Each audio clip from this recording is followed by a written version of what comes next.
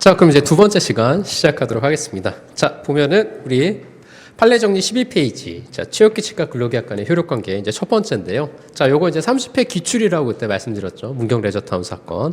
자, 한번 보도록 하겠습니다. 자, 보면은 사실관계 첫 번째 가항 보시면은 자, 피고 회사는 자, 공공기관과 지방자치단체가 출자한 이제 설립된 그런 이제 회사래요. 그래서 자, 어떤 공공성을 좀 가지고 있는 그런 기관인 것 같아요. 그래서 뭐 원고는 일단은 피고회사에서 일단은 2003년 3월 10일부터 이제 계속 근무를 했고요. 그런데 이제 그 마지막 줄 가항의 마지막 줄 보시면은 피고회사는 2014년도 5월 19일 원고를 면직을 했답니다. 그래서 원고는 누가 됐어요? 근로자가 된 거죠. 그렇죠? 그래서 면직을 했대요. 면직을 한 건 뭐예요? 사실 해고를 했다라는 거죠. 그렇죠?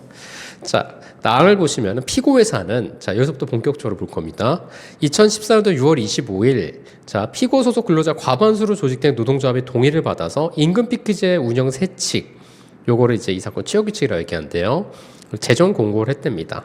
자, 그러니까 취업규칙을 제정하고 공고를 한 거예요, 새로. 자, 이 사건 취업규칙은 연봉계약이 정하는 기존 연봉에 복리후생비를 더한 총 연봉을 임금 피크 기준 연봉으로 정하고, 자, 여기서 보면은 연봉계약이 정하는 기존 연봉에 복리후생비를 더해줬대요. 그래서 총 연봉을 임금 피크 기준 연봉으로 정하고 정년이 2년 미만 남아있는 근로자에게는 임금 피크 기준 연봉의 60%, 그다음에 정년이 1년 남은 근로자한테는 기준 연봉의 40%를 지급하도록 이렇게 되어 있답니다. 자, 그러면은 이제 정년을 보장해 주는 거죠. 정년 보장형 아마 임금 피크제인 것 같아요. 이거는 그러니까 이제 정년을 보장해 주는 대신에 뭐죠? 이제 연봉을 계속 이제 깎아 나가는 거죠. 그렇죠? 이제 그런 형태인 거죠. 이제 정년을 연장하느냐, 정년을 보장하느냐에 따라서 임금 피크제가 두 가지가 있거든요. 그러니까 여기서는 정년 보장형 임금 피크제라 볼 수 있고요. 자, 그래서 당을 보시면은 원고는 경북지방노동위원회로부터 자, 문경에 있으니까 당연히 관할이 경북지방노동위가 되는 거죠. 부당해고 판정을 받아. 아까 면직했다 그랬잖아요. 그러니까 이 면직이 부당해고다라고 이제 판정이 나온 거예요. 자, 그래서 피고에서 복직을 했는데 원상회복주의니까 우리가 이제 부당해고 구제 절차에서 가장 중요한 건 뭐죠? 원상회복주의를 택하는 거죠. 그렇죠? 형벌주의는 2007년도 이전에 이제 2007년 이후에 삭제가 됐고 원상회복주의를 택하고 있다고 그랬어요. 우리 부당해고 구제 절차 관련해서는. 그래서 원직에 복직을 했는데 피고회사는 원고의 복직 후 원고에게 이 사건 취업규칙이 정하는 바에 따라서 자, 2013년도 10월 1일부터 2015년도 6월 30일 정년 2년 미만 남아 있다는 이유로 자, 보시면은 계속 이제 계산하여서 정직 처분에 따른 감액을 고려해서 임금을 지급하기로 하였답니다. 자, 그래서 랑을 보시면은 자, 피고회사는 2014년도 9월 23일 임금 피크제 적용에 따른 임금 내역을 통지했는데 원고는 피고회사에게 임금 피크제 적용에 동의하지 아니한다는 의사표시를 했다는 거예요. 그러니까 지금 뭐냐면 회사는 이제 임금 피크제를 적용해서 이제 통보를 해준 거죠. 임금에 대해서. 근데 이 근로자분은 난 이거 동의하지 않는다. 그렇죠? 자, 그래서 이 사건 취업규칙의 적용을 전후하여서 원고의 업무 내용이 변경된 것으로 보이지 않는데도 자, 원고는 2016년도 6월 30일 이제 퇴직을 하였답니다. 자, 그 후 2016년도 10월 12일 피고회사에게 연봉계약에 따른 미지급 임금과 지연손해금 지급을 구하는 소를 제기하였다. 그러니까 즉 뭐냐면 이 근로자분은 사실은 이제 근로계약상에서 받을 수 있는 임금이 있는데 이 임금 피크제를 적용해가지고 뭐예요? 임금을 덜 받게 된 거죠. 그렇죠? 원래 받던 임금이 있었는데 본인하고 의지와 상관없이 이제 본인은 동의하지 않는다고 얘기를 했음에도 불구하고 이제 적용을 한 거죠. 그럼 이 부분에 있어서 취업규칙과 근로계약 간의 유리조건 우선의 원칙 적용이 되느냐 여부가 이제 문제가 되는 부분이죠. 왜냐하면 취업규칙의 부분을 적용하면은 연봉이 내려갈 수가 있겠죠. 그러나 근로계약을 적용하게 되면은 임금은 취업규칙 때보다도 올라갈 수가 있기 때문에 그러면 유리조건 우선의 원칙에 적용될 수 있느냐라는 부분이에요. 자, 여기서 중요한 거는 일단 라항에서 이분이 이 임금 피크제 적용에 대해서 동의를 했나요? 안 했나요? 동의를 안 했죠. 동의를 했었으면은 당연히 뭐가 되는 거예요? 임금 피크제가 적용이 되는 건데 동의를 안 했기 때문에 이게 유리조건 우선 원칙에 문제가 발생하게 되는 거예요. 그렇죠? 그래서 이 사안에서 사실관계를 잘 보셔야 되는 문제가 바로 여기 있는 거죠. 자, 판시사항을 한번 볼게요. 판시사항 전에 한번 각주를 한번 잠깐 볼게요. 요 판례에 대한 제 이제 해석 부분인데요. 한번 보도록 할게요. 자, 근로자 집단의 동의를 얻어서 취업규칙을 불리하게 변경한 경우라도 근로자의 개별적 동의가 없는 한 취업규칙보다 유리한 근로계약이 우선하여 적용한다는 대법원 판결이라는 거예요. 요거는. 자, 그래서 한번 보도록 하겠습니다. 자, 보면은 양가로 1번에 근로기준법 제94조. 자, 94조에서 정한 집단적 동의에 받아서 근로자에게 불리한 내용의 취업규칙이 변경된 경우 94조는 우리가 취업규칙의 불이익 변경에 관한 절차에 대한 내용이에요. 그래서 과반수 노동조합이 있을 경우는 과반수 노동조합이 동의, 과반수 노동조합이 없을 경우에는 뭐죠? 근로자 과반수의 동의가 있으면 취업규칙을 불이익하게 변경할 수가 있죠. 이제 그거에 관한 내용인데, 자, 변경된 취업규칙의 기준에 따라서 그보다 유리한 근로조건을 정한 기존의 개별 근로계약의 내용이 변경되는지 여부. 변경돼요? 안 돼요? 안 된다라는 거죠. 이거는 유리조건 우선 원칙이 적용이 된다라는 부분인 거죠. 자, 그래서 이때 개별적 동의가 없는 한 취업규칙보다 유리한 근로조건의 내용이 우선하여 적용되는지 여부. 적용된다라는 거죠. 적극이라는 거는. 자, 그래서 보시면 될 것 같고, 요 사안이 어떤 사안이냐면, 자, 두 번째 양가로 2번에서, 자, 2번에서 마지막 줄 한번 볼게요. 마지막 줄. 자, 중간에 위 취업 규칙은, 자, 연봉계약이 정하는 기본 연봉의 복리후생비를 더한 총 연봉을 임금 피크 기준 연봉으로 정하고, 정년이 2년 미만 남아 있는 근로자에게는 임금 피크 기준 연봉의 60%, 정년이 1년 남아있는 근로자에게는 기준연봉의 40%를 지급하도록 규정을 하고 있었죠. 그렇죠? 이에 대해서 근로자가 일단 동의하지 않는다라고 의사표시를 했어요. 그렇죠? 근데 피고회사가 원고의 취업규칙에 따라 삭감된 임금을 지급을 했다라는 거죠. 그래서 이게 문제가 된 사안이라는 거예요. 이게. 아까 전에 우리가 다항과 라항에서 그 사실관계가 나와 있었죠. 그렇죠? 그래서 여기서 가장 핵심적인 내용은 사실관계 내용은 다항과 라항에 나와 있는 부분이에요. 그래서 마지막에는 사실관계 마지막을 보면은 사실 이 근로자가 어떤 조치를 취하는지 여부가 다 나오거든요. 그래서 마지막 부분도 사실은 잘 보셔야 돼요. 마지막 부분에서 이 근로자가 부당해고로서 구제 신청을 하는 건지 아니 임금체불 구제 신청을 하는 건지 이런 것들도 나와 있기 때문에 마지막 부분도 잘 보셔야 되는 부분이 있는데, 자, 한번 보죠. 그럼 구체적인 판례 문구 한번 보도록 하겠습니다. 자, 보면은, 자, 첫 번째. 근로기준법 제94조에서 정한 집단적 동의를 받아 근로자에게 불리한 내용으로 취업규칙이 변경된 경우, 변경된 취업규칙의 기준에 따라서 그보다 유리한 근로조건을 정한 기존의 개별 근로계약의 내용이 변경되느냐. 자, 불리한 내용으로 취업규칙이 변경된 경우에 그러면은 이 부분이 적용되는 거냐.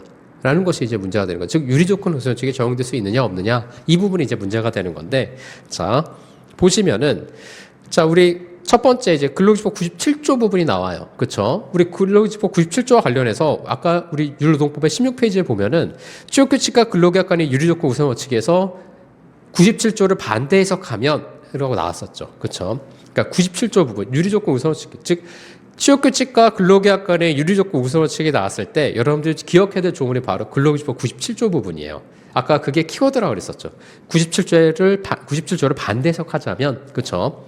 자, 97조는 이렇게 되어 있고요. 자, 그래서 구체적으로 어디서부터 보시면 되냐면 밑에서부터 네 번째 올라가시면 중간에, 자, 중간에 주된 취지이다 다음에 마침표 있죠. 그렇죠?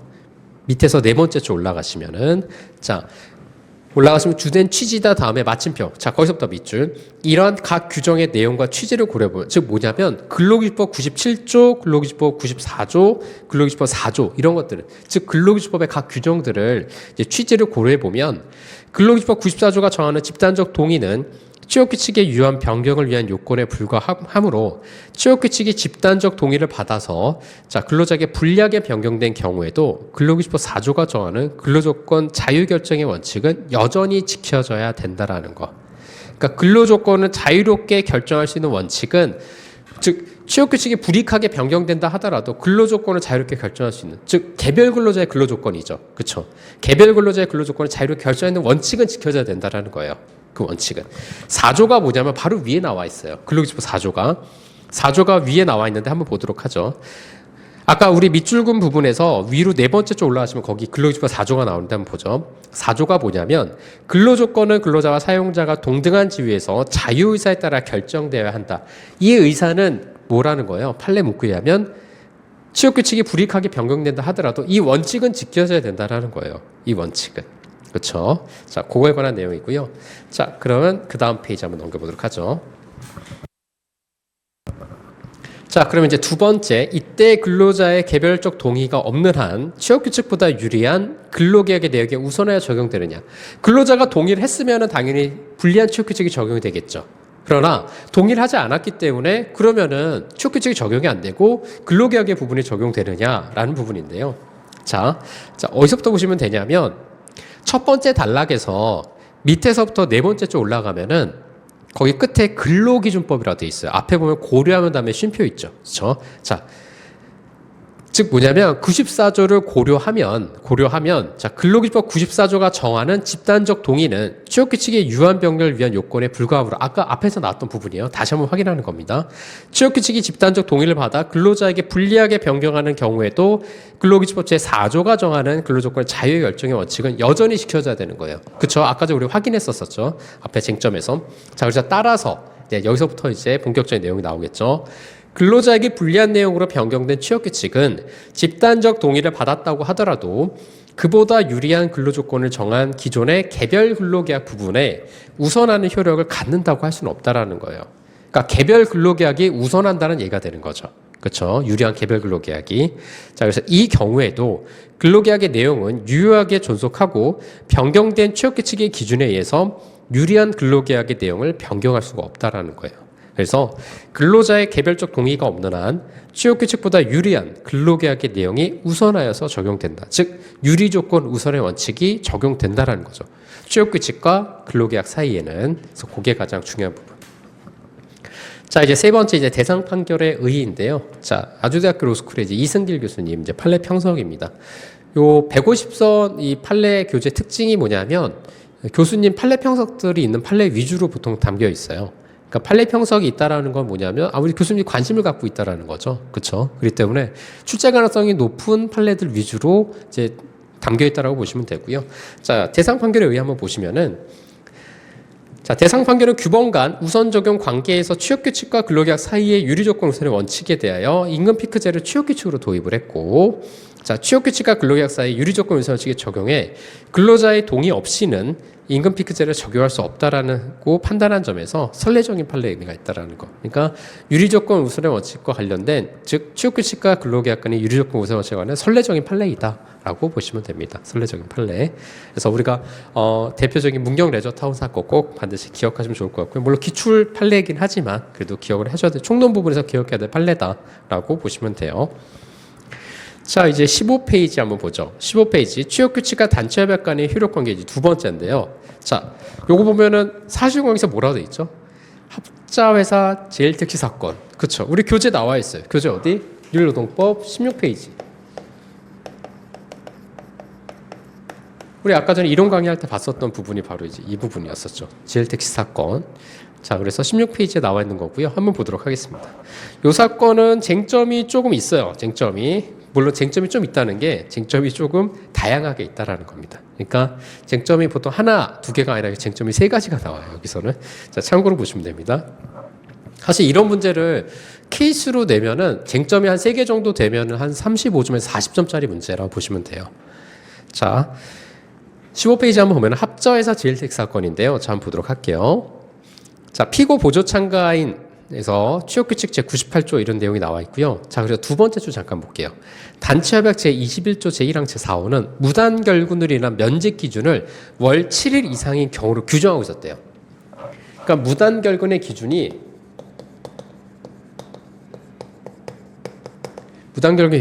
월 7일 이상으로 규정되어 있었어요. 그러니까 취업규칙이죠. 지금 단체협약에서. 자, 그 다음에 밑으로 내려오시면은 참가인 회사의 노사는 1997년 10월 30일 무단결근이 경영상 큰 장애가 됨을 인식하고 그 방지를 위해서 상습적인 무단결근자를 엄중히 징계하기로 한 다음에 무단결근자 당연히 엄중하게 징계를 해야 되겠죠. 그래서 이에 따라서 단체협약 중 무단결근자의 면직 기준 일수를 7일에서 5일로 단축했대요. 요거를 갖다가 월 5일로 이제 단축 규정한 거죠. 그러면은 이거 규정을 갖다가 불이익하게 변경한 거예요? 아니면 유리하게 변경한 거예요? 불리하게 변경한 거죠. 왜냐하면 무단결근을 6일까지 해도 징계를 받지 않을 수 있는데 5일로 내렸잖아요. 그렇죠? 그렇기 때문에 불리하게 변경한 거죠. 지금 이게 뭐냐면 단체 협약을 갖다가 어떻게 변경한 거예요? 불이익하게 변경한 거죠. 지금 단체 협약을. 그렇죠? 자, 그러면 이게 하나의 쟁점이 될 수가 있겠죠. 그럼 단체 협약 불이익 변경이 가능하냐? 그렇죠? 이게 하나의 쟁점이 되는 거예요. 첫 번째 쟁점이 되겠죠. 그렇죠? 자, 이렇게 해서 하나하나씩 이제 우리가 쟁점을 뽑아가야 돼요. 그렇죠? 자, 그러면은 단축하기로 합의하여서 위 단체 협약의 규정을 1998년도 1월 21일 그와 같은 내용으로 개정한 후에 시행을 했어요. 그래서 위 취업 규칙 규정은 변경하지 않은 채 종종 그대로 두었다. 근데 단체 협약은 개정했는데 취업 규칙은 개정하지가 않았다는 거죠. 그렇죠? 여기서 이제 단체 협약 기준이 절대적인 기준이냐 아니면 단체 협약의 최소한 기준이냐 편면 적용설과 양면 적용설이 적용될 수 있는 그런 부분들이 이제 문제가 될 수 있겠죠. 법원 상호 간의 충돌 부분. 그렇죠?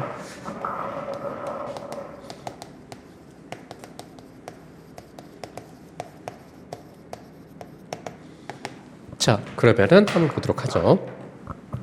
나항을 보시면은 참가인에서 단체협약 제31조에서는 교통사고로 인한 부상, 질병, 예비훈련 등 결근의 정당한 사유를 규정하고 있대요.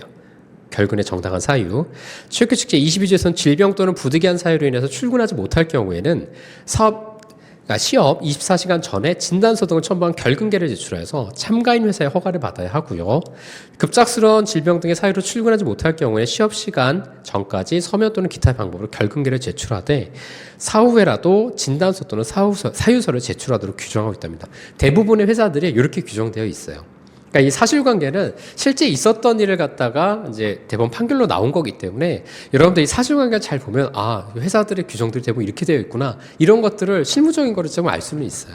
그래서 아마 오히려 이론 강의할 때보다는 오히려 더 판례 강의할 때가 더 재밌게 느껴질 수는 있어요. 왜냐하면 실제 사실관계들을 많이 다루기 때문에 아마 그럴 수 있습니다. 자, 그러면 다항을 보시면은, 자, 다항에서 이와 같은 단체협약 및 취업규칙이 규정에도 불구하고 조합원 갑은 회사에 사전에 전화로 결근한다는 사실만 통보하고 5일간 결근했대요. 자, 요게 하나 이제 쟁점이 될 수 있겠죠. 왜 쟁점이 되죠? 근로자가 지금 규정에도 불구하고 일방적으로 통보해서 통보를 하고 5일간 결근했어요. 그러면은 근로자의 일방적인 통지에 의해서 근로제공을 불이행할 경우 이것이 정당하냐? 여부가 문제가 될 수가 있겠죠. 그렇죠? 쟁점 두 번째입니다. 자, 여기서 뭐였냐면 근로자의 일방적인 통지에 의한 근로제공 의무 불이행이 정당한지 여부가 이제 문제가 되죠. 이게 이제 문제가 되죠. 왜냐하면 위 규정에 나와 있는데 이 규정에도 불구하고 이와 같이 일방적 통지하고 제 본인이 안 나왔어요. 그렇죠? 근데 이게 과연 정당하냐 이런 것들이 문제가 될 수 있겠죠. 자, 그다음에 또 보시면은 회사는 단체협약 등의 규정에 근거하여서 조합원 갑을 해고했다는 거죠. 자, 여기서 쟁점이 되겠죠. 세 번째 쟁점은 뭐예요? 그러면은 회사에 조합원 갑에 대한 해고의 정당성 문제. 여기서 해고라는 건 이제 징계 해고가 되겠죠. 그렇죠? 무단 결근했으니까. 그렇죠? 징계 해고의 정당성 여부가 되는 거죠. 요게 이제 문제가 되는 거예요. 지금 보니까 사실관계는 굉장히 적은데 쟁점은 많아요. 쟁점이 3개가 들어가 있는 거죠. 그렇죠? 그러니까 답안지를 쓰면은 아마 10페이지 정도 아마 써야 되지 않을까? 기본적으로는. 쟁점이 3개 정도가 들어있기 때문에 아마 그 정도 될 겁니다. 자, 그래서 기본적으로 이제 쟁점은 3개인데, 자, 한번 보도록 하죠. 자, 일단 판시사항을 일단 볼게요. 자, 면직 기준에 관하여 단체협약이 취업규칙보다 불리하게 개정되어 있었죠. 그렇죠? 왜냐하면 취업규칙과 단체협약이 원래 동일했었는데 지금 단체협약만 개정을 해서 불리하게 개정했어요. 취업규칙보다. 자, 그럼 취업규칙이 배제되느냐? 취업규칙이 배제되겠죠. 왜냐하면 단체협약의 기준이 절대적인 기준이기 때문에 적용 부정설의 입장이니까 우리 판례가. 그러니까 취업규칙의 규정이 적용되지 않고 단체협약 기준이 적용되는 거죠. 불리하게 개정돼도. 자, 양가로 2번에 근로자가 근로제공 의무에 이행하지 못하게 된 경우 근로자 일방적인 통지에 의해서 근로제공 의무가 불이행하는 것이 정당하냐? 근로자 일방적인 통지에서 근로제공 의무가 불이행해도 정당하냐? 정당하지는 않겠죠. 일방적인 통지. 여기가 키워드는 일방적인 통지가 되는 거예요. 일방적인 통지. 왜냐하면 위에 규정이 나와 있잖아요. 그러니까 우리 사실관계도 여기 나와 있지만 단체협약 및 취업규칙의 규정에도 불구하고라 돼 있잖아요. 불구하고 조합원 갑은 회사에 사전에 전화를 결근한다는 사실만 통보하고 일방적으로 안 나왔잖아요. 그렇죠? 그래서 키워드가 되는 거는 불구하고 단체협약과 취업규칙 규정에도 불구하고 그렇기 때문에 결론은 어느 정도 알 수는 있는 거예요. 그러니까 사실관계를 잘 보시면은 여러분들의 결론을 유추할 수도 있습니다. 결론을. 자, 한번 확인해 보도록 하죠. 자, 첫 번째 쟁점. 면직 기준에 관하여서 단체협약의 취업규칙보다 근로자에게 더 불리하게 개정된 경우 취업규칙의 규정에 적용이 배제되느냐? 배제된다 그랬죠. 우리 적용 부정설의 입장이기 때문에. 자, 그럼 단체협약의 불이익 변경. 단체협약의 불이익 변경 계속 나오네요. 그렇죠?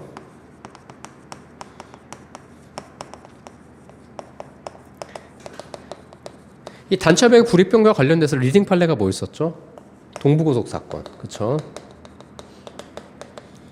그래서 요거 관련돼서 우리가 학설이 두 가지가 나왔었죠. 긍정설이 있었고 부정설이 있었는데 판례는 긍정설이 있죠. 키워드 뭐 있었죠? 협약자치 원칙상. 그렇죠?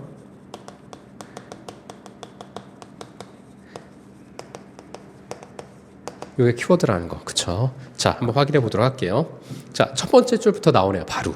협약자치 원칙상. 요게 이제 키워드죠. 자, 밑줄 그으면 노동조합은 사용자와 사이에 근로조건을 유리하게 변경하는 내용의 단체협약뿐만 아니라 근로조건을 불리하게 변경하는 내용의 단체협약도 체결할 수가 있다는 거예요. 그걸 체결할 수 있는 그 이유가 협약자치 원칙이기 때문에 그런 거죠. 협약자치 원칙. 노사 간의 협약을 스스로 결정할 수 있도록 하는 원칙이라는 거예요. 협약자치 원칙이라는 것은. 자, 그래서 근로조건을 불리하게 변경하는 내용의 단체협약이 현저히 합리성을 결하여 노동조합의 목적을 벗어난 것으로 볼 수 있는 것과 같은 특별한 사정이 없는 한, 그러니까 이와 같이 특별한 사정이 없는 한 협약자치 원칙상 뭐죠? 가능하다라는 거죠. 그렇죠? 그래서 노사 간의 합의는 무효라고 볼 수가 없다라는 거, 그거 보시면 될 것 같아요. 자, 그 다음 페이지 넘겨보도록 하죠. 자, 두 번째, 종전의 취업규칙과 변경된 단체협약 간의 효력관계. 종전의 취업규칙과 변경된 단체협약 간의 효력관계. 즉 뭐죠? 법원 상호 간의 충돌 부분이죠. 지금. 자, 한번 보도록 할게요. 자, 단체협약 개정에도 불구하고 종전의 단체협약과 동일한 내용의 취업규칙 그대로 적용된다면 그 단체협약의 개정은 그 목적을 달성할 수가 없겠죠. 그렇죠? 그렇기 때문에 자, 여기서부터 밑줄. 개정된 단체협약에는 당연히 취업규칙상의 유리한 조건의 적용을 배제하고, 그러니까 개정된 단체협약에는요. 자, 유리한 조건의 적용을 배제하고 개정된 단체협약이 우선적으로 적용된다는 내용의 합의가 포함된 것으로 봄이 당사자 의사에 합치한다고 볼 것이라는 거죠. 그러니까 뭐냐면 단체협약을 불리하게 변경할 때 취업규칙의 내용도 이와 같이 변경되는 것으로 합의한 것으로 볼 수 있다는 거예요. 이해되시죠? 자, 그래서 따라서 개정된 후에 단체협약에 의해서 취업규칙상의 면직 기준에 관한 규정의 적용은 배제된다라고 볼 수 있다. 즉 뭐냐면 취업규칙의 규정은 적용되지 않는다라고 볼 수 있는 거죠. 그렇죠? 자, 그다음에 두 번째입니다. 자, 근로자가 근로제공 의무를 이행하지 못하게 된 경우 근로자의 일방적인 통지에 의한 근로제공 의무의 불이행이 정당화될 수 있느냐?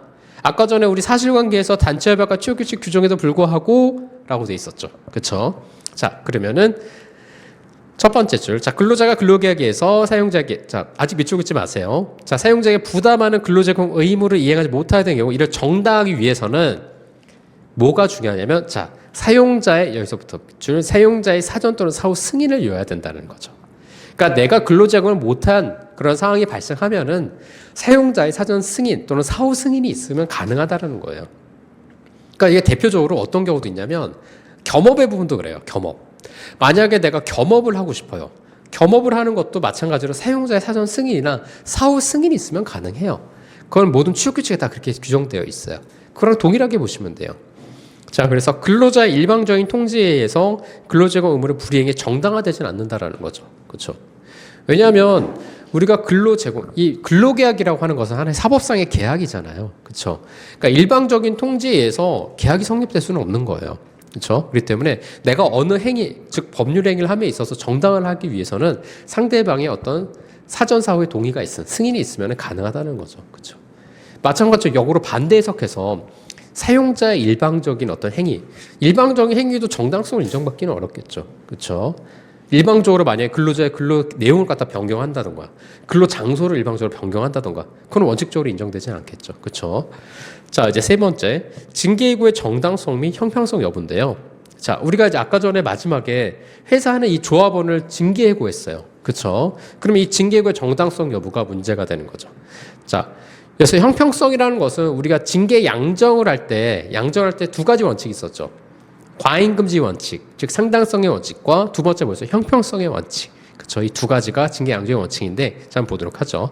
첫 번째, 징계예고의 정당성 여부와 관련해서 자, 보시면은 징계예고의 정당성 여부 첫 번째 보시면은 단체협약과 취업규칙 등의 징계예고에 관한 규정이 있는 경우에 그것이 근로기준법 27조 제1항 이거는 예전 법 규정이기 때문에 예전 판례이기 때문에 그 당시 27조인 거예요. 그래서 규정이 위배되어 무효가 아닌 이상 그에 따른 해고는 정당한 이유가 있는 해고라고 볼 수가 있는 거죠. 즉 뭐냐면 단체협약과 취업규칙상의 징계 사유나 징계예고 해고에 관한 어떤 규정이 있다고 하더라도 그 규정들이 뭐죠?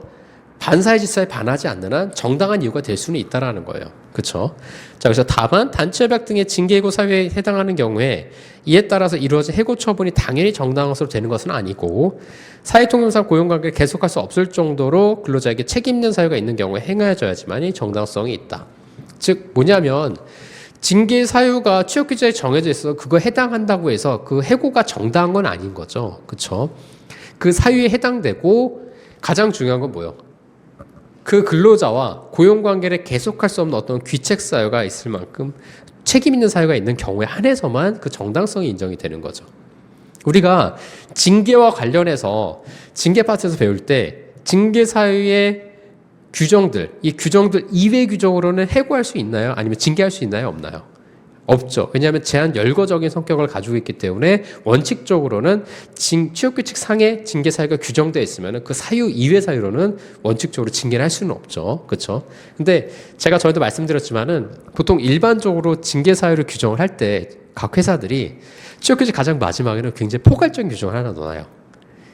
사회통념상 이에 준하는 합리적인 이유가 있는 경우. 이런 식으로 해가지고 굉장히 그 해고의 범위를 좀 넓게 잡으려고 징계 범위를 넓게 잡으려고 가장 마지막 호에는 그렇게 포괄적인 규정을 좀 적어놓긴 합니다. 자, 그다음 두 번째 보시면 징계예고의 정당성 판단 기준인데요. 자, 한번 보죠. 자, 징계예고 정당 판단 기준. 자, 여기서부터 밑으로 한번 긋겠습니다. 첫 번째 주부터 사회통념상 당해 근로자의 고용관계를 계속할 수 없을 정도인지는 당해 사용자의 사업의 목적과 성격, 사업장의 여건, 당해 근로자의 지위 및 담당 직무의 내용, 비행의 동기와 경위, 이로 인하여 기업의 위계 질서가 문란하게 될 위험성 등 기업 질서에 미칠 영향, 과거의 근무 태도 등을 종합적으로 고려해서 판단해야 되는 거죠. 왜냐하면 근로자를 해고한다는 것은 사실은 근로자의 생존권을 박탈될 위험에 처할 수 있는 부분이라는 거예요. 그 해당 근로자 입장에서는. 그렇기 때문에 단순하게 판단할 부분은 아니고 굉장히 여러 가지 요소들을 종합적으로 고려해서 판단해야 된다는 거죠. 그렇죠? 그래서 그런 부분들을 참고하시면 되고요. 자, 사안의 적용을 한번 잠깐 볼게요. 그러면 이 사안의 적용은 징계해고와 관련된 사안의 적용인데요. 자, 한번 보도록 하죠. 자, 재반 사정을 비춰볼 때 참가인 회사가 월 5일 이상 부당 결건한 조합원 갑에 대해서 결건 일수에 상응하는 임금을 공제하는 대신에 징계해고를 선택하였다 하더라도 그 징계 양정이 과중하거나 피노조원과의 형평에 반하여 징계권을 남용한 거로 볼 수 없다는 것이 이 판례의 이제 판단이었습니다. 자, 여기서 보시면 일단은 이 근로자의 행위에 대해서 정당성이 그러니까 그 사용자의 그 징계권, 징계해고의 정당성이 인정된 요인들이 일단은 두 가지 또는 세 가지가 있을 수가 있는데 첫 번째는 뭐냐면 규정이 일단은 이 합리적이냐라는 게 문제가 될 수가 있겠죠.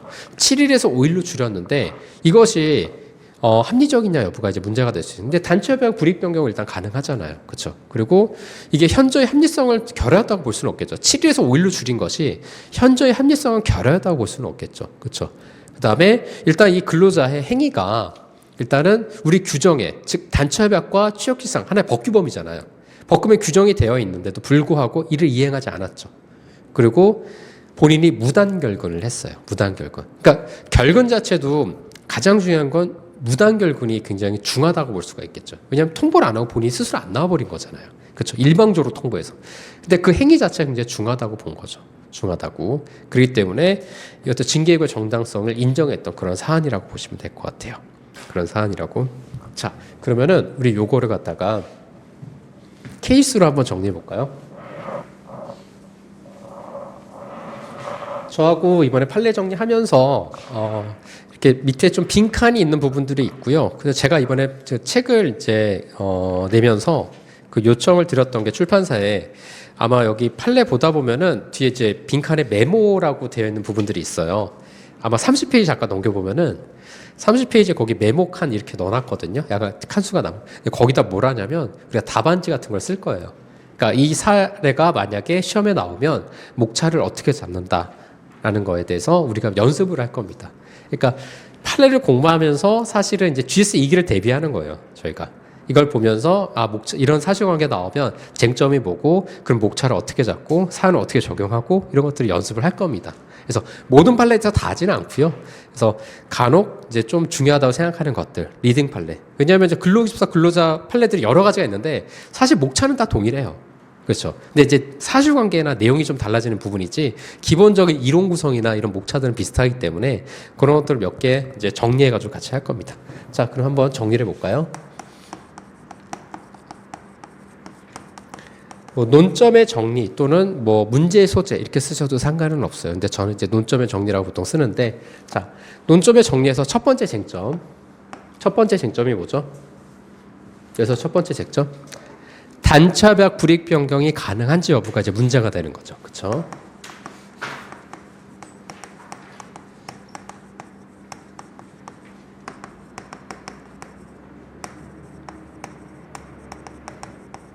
요게 이제 문제가 되죠. 첫 번째 쟁점. 왜냐하면 논점의 정리에서는 문제의 소재라는 건 뭐냐면 여기서 쟁점이 뭐라는 거를 여러분들이 제시를 해줘야 되는 거예요. 그러니까 가장 중요한 건 뭐냐면 답안지를 채점하는 채점자 입장에서는 여러분들의 첫인상이 바로 이 논점의 정리라고 보시면 돼요. 그러니까 여러분들의 답안지가 처음에 논점의 정리가 쟁점이 잘 제시가 되어 있으면은 솔직히 채점하는 사람 입장에서도 조금 기대가 돼요. 이 답안지 괜찮은데? 근데 갑자기 막 내용이 엉망이고 그다음에 사안의 정리 엉망이고 물론 실망은 하지만은 일단 여러분들의 첫인상이에요. 그렇기 때문에 이 논점의 정리를 잘 쓰는 게 가장 중요합니다. 첫인상이라고 보시면 돼요. 여러분들 첫인상. 자, 두 번째 쟁점은 뭐였죠? 우리 아까 전에 근로자의 일방적인 통지에 의해서 근로제공을 불이행할 경우 어떻게 되죠? 그 효력을 인정할 수 있는지 여부죠. 그렇죠? 정당한지 여부. 근로자의 일방적인 통지에 의한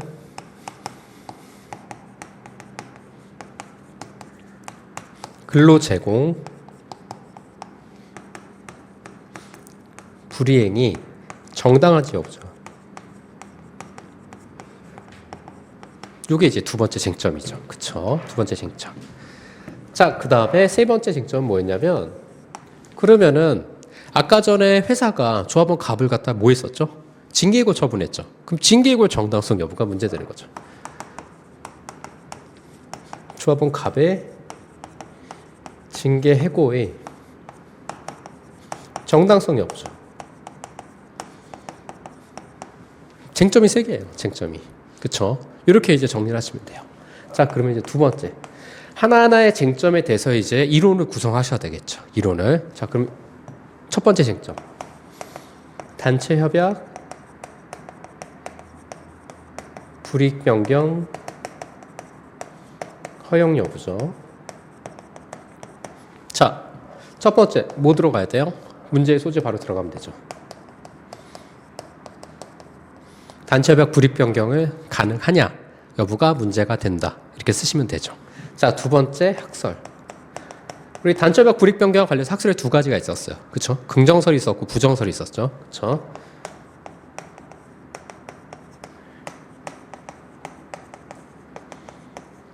자, 긍정설과 부정설이 있었고, 자, 세 번째 판례를 쓰셔야 되겠죠. 왜냐하면 쟁점되는 사항은 항상 뭐로 돼 있죠? 문, 학, 판, 검으로 작성해 줘야 되니까. 그쵸? 판례 쓰셔야 되겠죠. 판례 보죠. 리딩 판례 뭐 있었죠?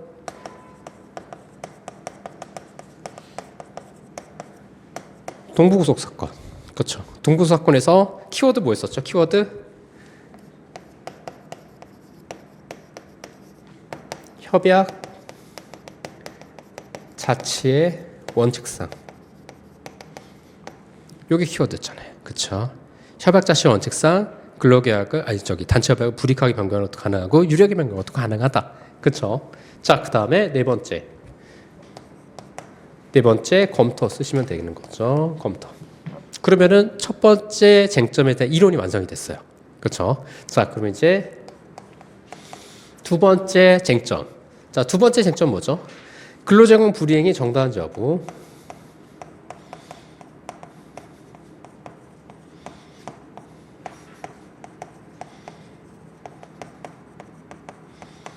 자, 근로자의 일방적인 통지에 의해서 근로제공이 불이행이 정당한지 여부 관련해서 첫 번째 의의를 써주셔야 되겠죠. 의의는 뭐죠?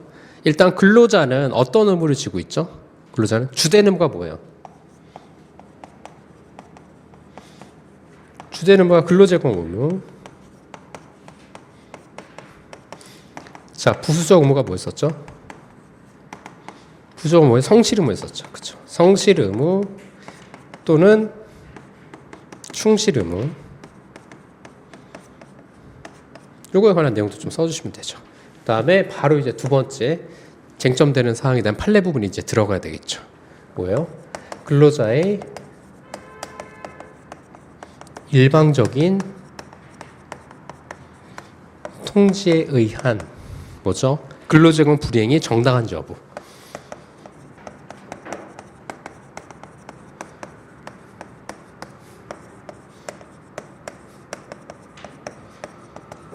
요게 이제 들어가야 되죠. 그래서 요게 이제 판례 내용이 이제 들어가야 된다는 거 보시면 되죠.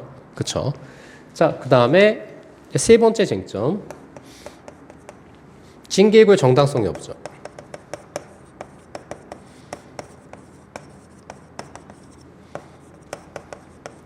자, 징계구의 정당성 여부와 관련해서 첫 번째 의의가 있겠죠. 해고라는 게 뭐예요? 해고. 해고는 상대방이 있는 단독행위죠. 그쵸?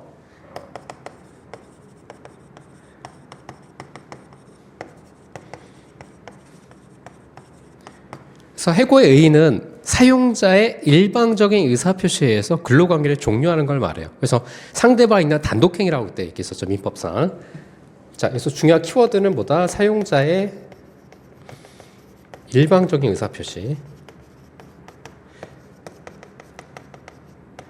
표시에 의한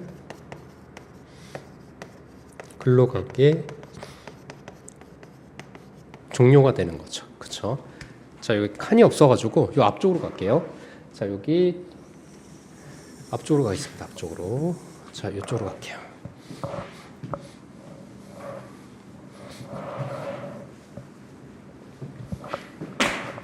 자, 두 번째. 해고의 제한 부분이 있죠. 해고의 제한과 관련해서 우리 근로기준법 조문이 있는데 뭐죠?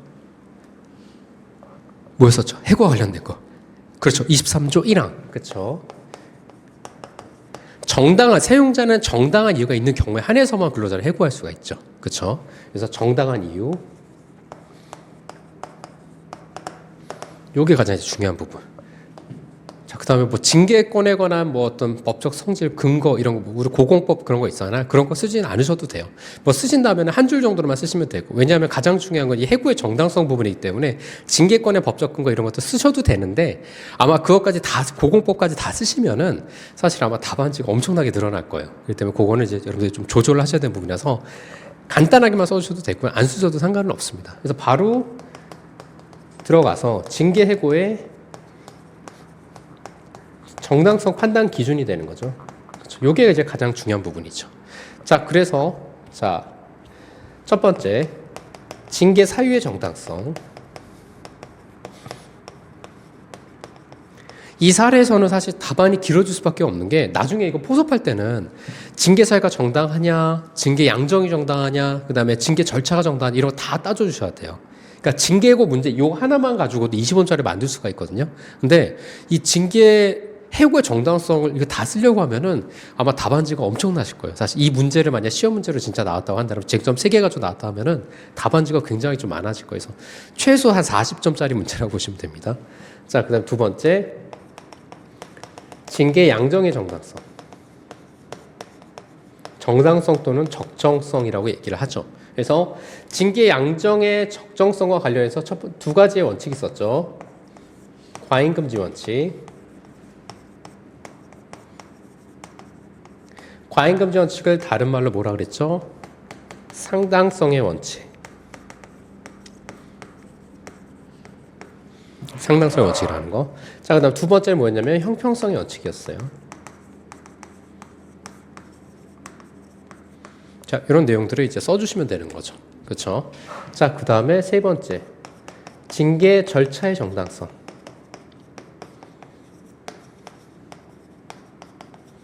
근데 이 사안에서는 사실 이제 절차에 관련된 부분을 알 수가 없잖아요.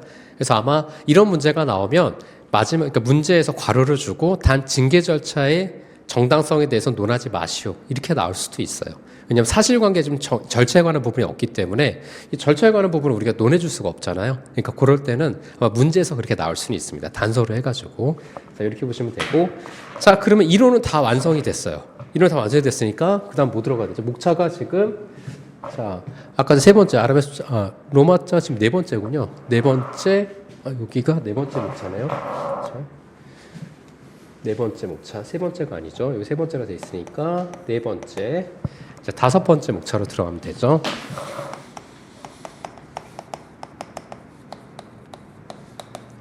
사안에 적용해서 이제 첫 번째 뭐가 나오죠? 단체 협약,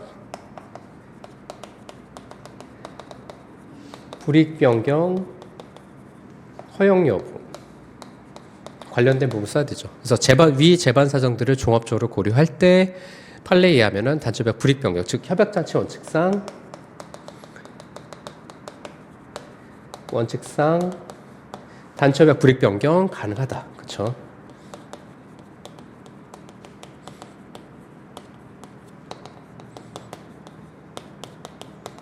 이렇게 이제 사안을 포섭해 주면 되는 거고 위에 판례 끌어와 가지고요. 자, 그 다음에 두 번째 근로자의 일방적인 통지에 의한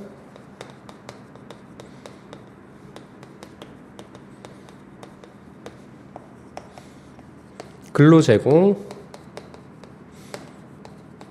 불이행이 정당한지 여부. 여기에서 사안에 적용을 할 때 뭘 끌어와 주면 될까요?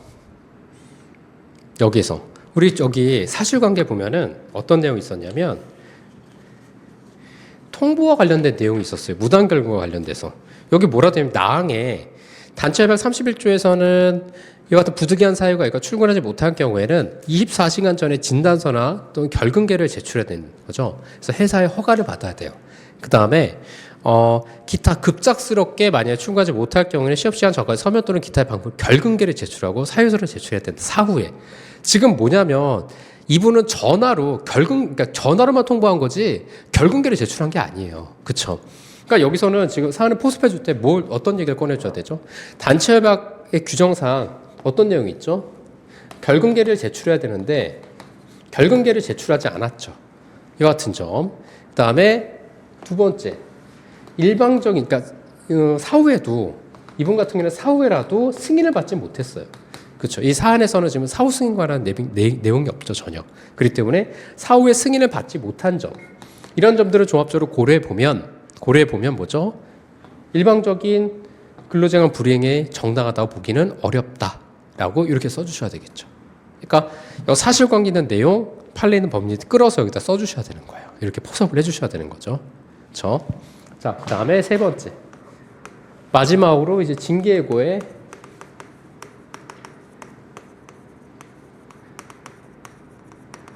정당성 여부와 관련해서 이제 첫 번째 징계 사유의 정당성 여부를 먼저 판단해 줘야 되겠죠. 징계 사유와 관련돼서 사회통념상 징계 사유가 반사질서에 해당된다고 볼 수 있어요, 없어요? 그런 거 없죠. 그렇죠? 그 다음에 이 징계 사유가 우리 단체협약상에 규정이 되어 있죠. 그쵸? 규정이 되어 있고, 이 단체협약이나 취업규칙은 하나의 뭐죠? 법 규범이라는 점. 이런 점들을 종합적으로 고려해 보면은 뭐죠? 사유가 정당하다고 볼 수가 있겠죠. 사유가. 이런 식으로 하나라도 끌어와야 됩니다. 왜냐하면 이 포섭이 굉장히 풍부하게 돼야 여러분들이 나중에 답안지가 굉장히 풍성해져요. 소위 말하면. 그러니까 소위 이제 포섭이 제대로 안 이뤘으면 답안지가 좀 빈약해 보이거든요. 근데 포섭을 많이 하면 아, 문제에 대해서 고민도 많이 했구나라는 부분들이 이 문제에 대해서 이해도 많이 하고 고민을 많이 했구나, 이런 부분들이 느껴져요. 채점자 입장에서는. 이 때문에 포섭하는 부분, 근데 물론 이제 끌어올 때 얼토당토한 걸 끌어오지는 않겠죠. 그래서 그런 걸 끌어오면 안 되지만 사항과 이론에 있는 부분들을 적절하게 이제 끌어와서 포섭을 해주는 게 가장 중요해요. 근데 풍성하게 하는 게 중요하다. 그렇죠? 자, 이런 것들이 이제 정당성 인정되는 부분이고, 자, 두 번째, 징계 양정의 정당성, 적정성 여부. 자, 여기서 형평성 여부는 다를 수는 없어요, 진짜. 왜냐하면은 이와 같은 비행위를 했던 근로자를 어떻게 처분했는지에 대해서, 징계 처분했는지 알 수는 없죠, 그렇죠. 근데 이제 과잉금지 원칙과 관련된 부분에 대해서 이제 언급을 해줘야 되는데, 자, 여기서는 지금 일단은 보시면 알겠지만은 일단 무단결근이라는 것이 굉장히 여기서 보면 어떻게 되어 있었죠? 가항에서 보면은 경영상에 큰 장애가 된다고 인식하고 있었고, 그래서 이에 대해서 방지하기 위해서 엄중히 징계하기로 합의하고 있었던 점, 그렇죠? 이런 것들이 하나 이제 끌어올 수 있는 부분이었죠, 사실관계에서. 양정과 관련돼서. 그래서 이와 같이 징계 양정의 기준을 갖다가 어떻게 보면 이제 징계 사유의 기준을 갖다가 좀 더 이제 강화한 측면이 있죠. 그래서 이런 것들, 이제 그런 것들이 여기 이제 양정 부분에서 좀 들어가야 되는 부분이 있을 거고, 그 다음에 뭐 더 나아가서 보면은 지금 여기 보시면 단체협약 및 취업규칙 규정에도 불구하고, 즉 아까 전에 앞에서 징계 사유에서 끌어왔던 점인데, 이 단체협약과 취업규칙은 하나의 법규범적 성격을 가지고 있잖아요, 그렇죠? 이 법규범을 위반한 점, 그렇죠? 그다음에 뭐 더 끌어오자면 뭐 사전 또는 사후에 승인을 받지 못한 점, 이런 것들을 종합적으로 고려해 보면 징계 양정은 적정성이 인정이 된다라고 볼 수도 있겠죠. 그렇죠? 양정과 관련된 부분이잖아요. 사전 승인, 사후 승인, 이런 부분도 하나의 법규범에 관한 부분인데 못 받은 것도 하나의 양정 부분에 있어서 고려할 수 있는 부분이잖아요. 그렇죠? 이 때문에 그런 부분. 그 다음에 뭐 더 끌어오자면 만약 여기 근속 기간이 있을 경우, 막 근속 기간이 긴 친구 같은 경우에는 아무래도 회사 내 어떤 규범이라든가 규정에 대해서 그만큼 인식하고 있을 거 아니에요. 그렇죠? 일반적인 근속 기간이 짧은 사원들 같은 경우에는 규정에 대해 인지하기가 사실 쉽지는 않아요. 근데 근속 기간이 긴 직원 같은 경우에는 그만큼의 어떤 규정에 대해서 익숙한 부분이 있기 때문에 그런 부분들도 양정상 고려할 수 있는 부분이에요. 그렇죠? 근속 기간이라든가 아니면 근로자의 태도라든가 이런 부분들을 양정을 우리가 논할 때 거기서 같이 넣어줄 수 있는 부분들이라는 거. 그렇죠? 그래서 이런 부분도 같이 써주시면은 답안지가 풍부한데, 아마 말은 이렇게 쉽지만은 여러분들이 제한된 시간 안에서 문제를 파악하고 답안지 쓴다는 건 사실 쉬운 건 아니에요. 그러니까 이걸 다 트레이닝을 계속 해야지만이 여러분들이 이제 익숙해질 수가 있는 거죠. 그렇죠? 그래서 그런 부분들 종합적으로 고려했었을 때, 자, 이제 결론으로 들어갈게요. 결론은 이제 세 가지의 결론이 나오게 되는 거죠. 왜냐하면 쟁점이 세 가지였으니까 결론을 세 가지로 써줘야 되는 거예요. 첫 번째 쟁점에 대한 결론, 불이익 변경 가능하다. 그렇죠? 두 번째, 근로자의 일방적인 통지에 의한 근로제공 불이행이 정당한 여부, 정당하지 않다. 그렇죠?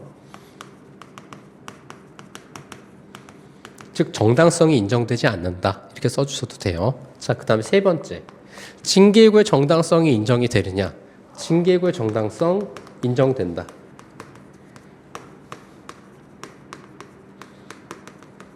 이렇게 써주시면 이제 케이스가 완성이 되는 겁니다. 케이스가. 자, 이제 조금 이해되시나요, 여러분들? 지금 처음으로 한번 목차 잡고 구체적인 내용들 한번 얘기를 해봤는데, 아직은 좀 와닿지는 않겠지만 앞으로 우리가 10주 동안 계속 반복적으로 할 거예요. 그렇기 때문에 금방 익숙해집니다. 금방. 그래서 너무 걱정하실 필요는 없다라고 보시면 될 것 같아요.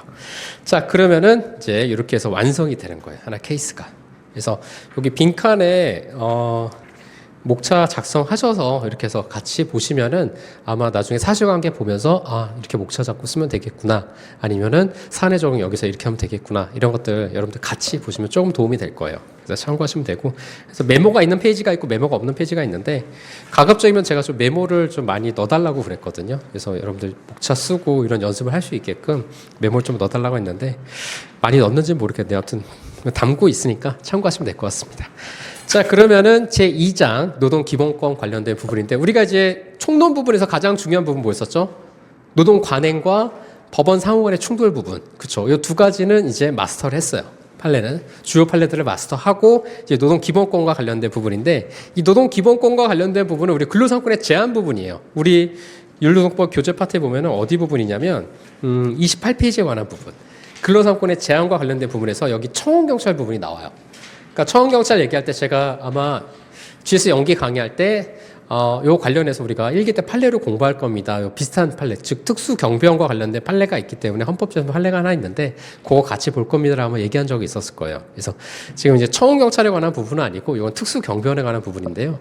요 관한 부분에 관한 판례가 바로 17페이지에 나와 있습니다. 그래서 청원경찰 부분이 어디 나와 있냐면 우리가 이제 30페이지, 율노동법 30페이지에 나와 있는데 그러니까 율노동법 29페이지 보면은 이제 청원경찰의 단체 행동권 제한 문제와 연결되는 부분이라고 보시면 돼요. 율노동법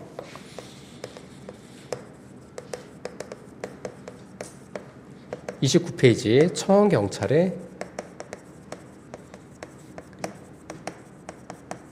단체 행동권 제한 문제라고 나와 있어요. 그거와 연결되어 있는 부분이라고 보시면 됩니다. 그래서 판례는 30페이지에 나와 있고요. 그래서 그거와 연결지어서 같이 보시면은 조금 공부하는 데 도움이 될 거예요.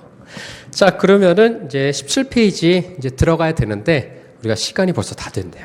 시간이 다 돼서 잠깐 쉬었다가 이제 마지막 시간에 이 노동기본권과 관련된 부분을 좀 공부하도록 하겠습니다. 그럼 잠깐 쉬도록 하겠습니다.